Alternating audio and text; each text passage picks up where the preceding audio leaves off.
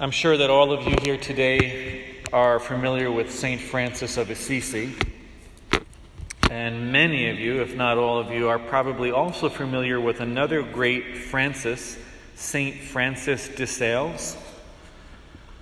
Maybe some of you have read his book, The Introduction to the Devout Life, which is basically a manual about how to become a saint as a layperson living in the world.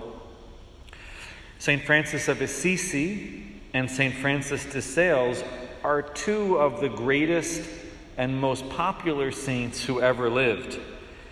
And they're so great that sometimes we talk about them as if they were already born saints, or were just destined to become saints, or became saints all on their own. But the truth of the matter is that they were not born saints, and they did not become saints by themselves. They became saints because of and along with other people in their lives. And those other people became saints because of and along with St. Francis of Assisi and St. Francis de Sales. They became saints together. Yesterday, August 11th, we celebrated the feast of St. Clare of Assisi, the close spiritual friend of St. Francis of Assisi.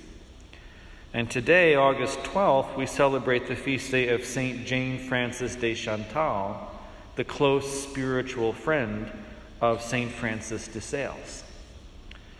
I'm not going to tell you her whole story today, just suffice it to say that when she was 28 and had 4 children, she was suddenly widowed when her husband was shot in a hunting accident.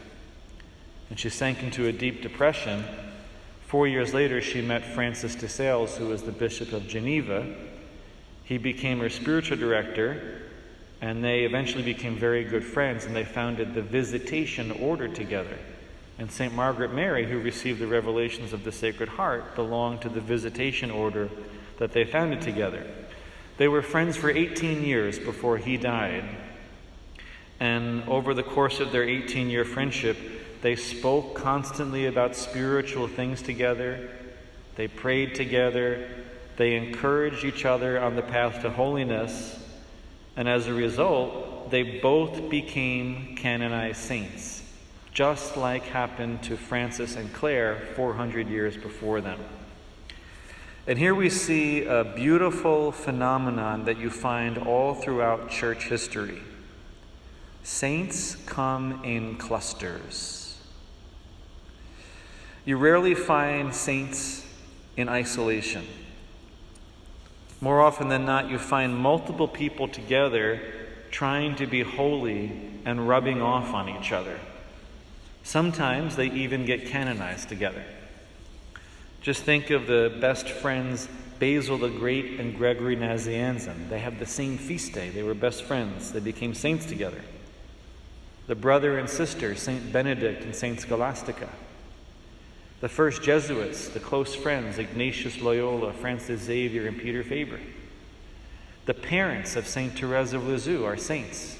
Their daughter is the great saint, St. Therese of Little Flower, and another one of their daughters is on the path to becoming a saint. St. Vincent de Paul and his close friend, St. Louise de Marillac. St. Josemaria Escrivá and his right-hand man of 40 years, Blessed Alvaro del Portillo. There's so many examples of saints who knew each other and were close friends, and who became great saints precisely because of their relationships. Saints always come in clusters. The lesson for all of us in this is that we need to help each other to become saints. And we do that by encouraging and supporting each other at times when it can be difficult or lonely to go against the current and be a true Catholic.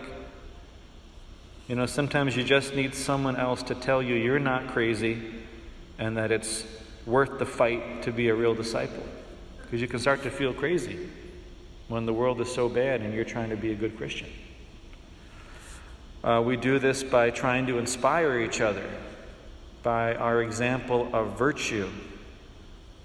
We do it sometimes also by gently rebuking each other if one of our friends goes astray and goes off the right path. That's what we traditionally call fraternal correction. And that's what Jesus tells us to do in today's gospel when he says, if your brother sins, go and tell him his fault between you and him alone. That's fraternal correction.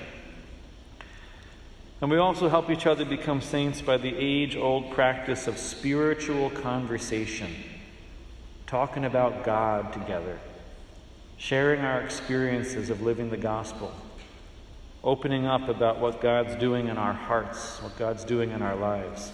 You don't always have to talk about TV, food, sports, and politics. It's okay to talk about God with other people. And when you do, you help each other become saints.